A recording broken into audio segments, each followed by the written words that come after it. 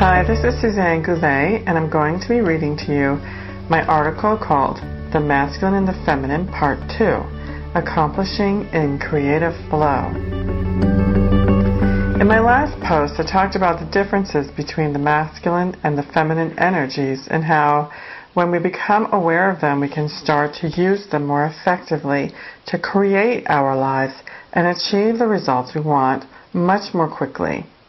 Once we understand the distinctions between the two and when to use each, we get to play in this wonderful dynamic that can really make the progression of our lives full of joy and ease.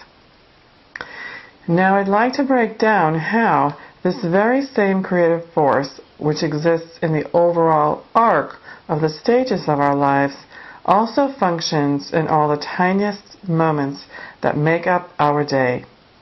By paying attention to our activities and shifts in focus, utilizing the masculine or the feminine when it's called for, we can, number one, be more effective and progress more quickly every single day. Number two, we can stay in a progressive flow that can be really enjoyable and satisfying. Number three, we can feel a great sense of peace and accomplishment at the end of the day. It's fun to be in beautiful creativity all day long. How often have you found yourself exhausted and burned out at the end of the day and thinking, I really didn't get anything done? You spent an entire day busy with a number of activities, yet your to-do list is still there. The one major thing you wanted to accomplish, which has been on your list for a week now, or maybe a month, still isn't done. It seems that the whole day was used for things that really don't matter.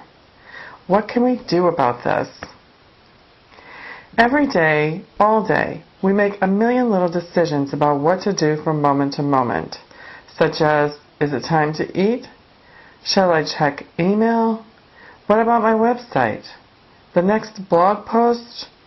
Making that doctor's appointment.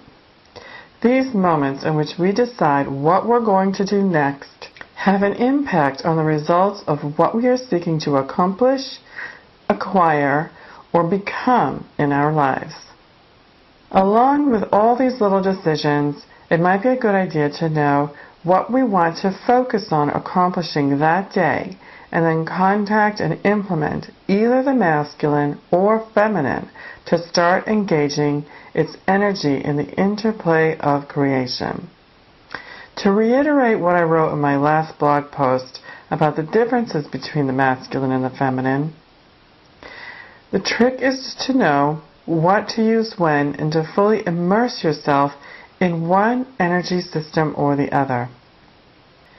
One is inward seeking, expanding to find new ideas, and the other is outward implementing, structuring, and manifesting our ideas into reality. So what is it that you want to get done today? Do you already have something in mind?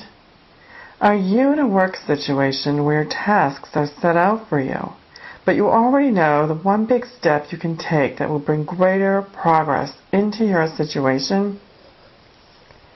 Instead of pausing to consider which type of energy would help us best accomplish each item on our to-do list, we all too often neglect the feminine aspect in the process of our daily lives. We continue on track with activity after activity, employing the masculine aspect without guidance on which one will bring us forward in our activities more effectively.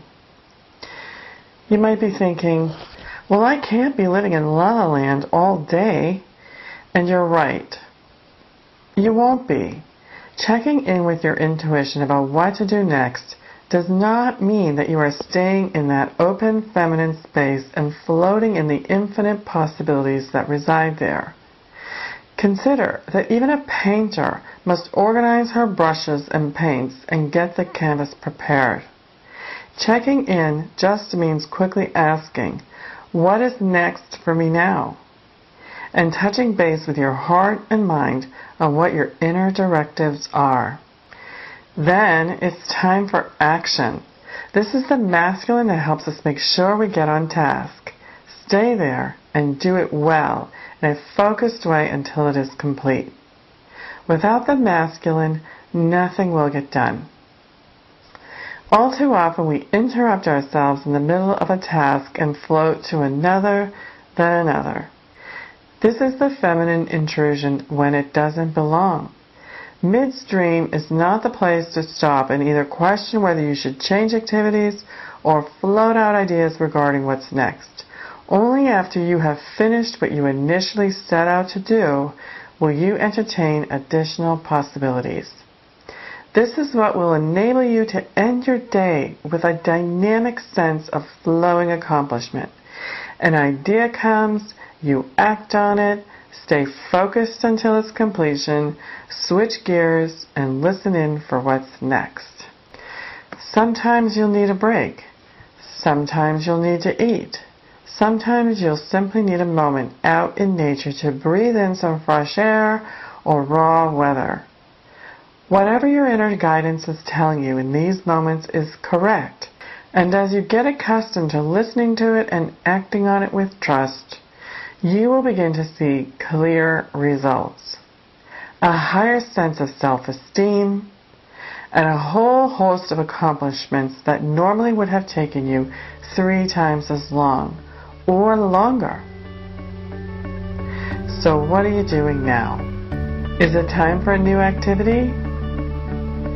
If you're on my blog right now, feel free to leave me your comments below, letting me know if you thought this was helpful. Thank you for listening.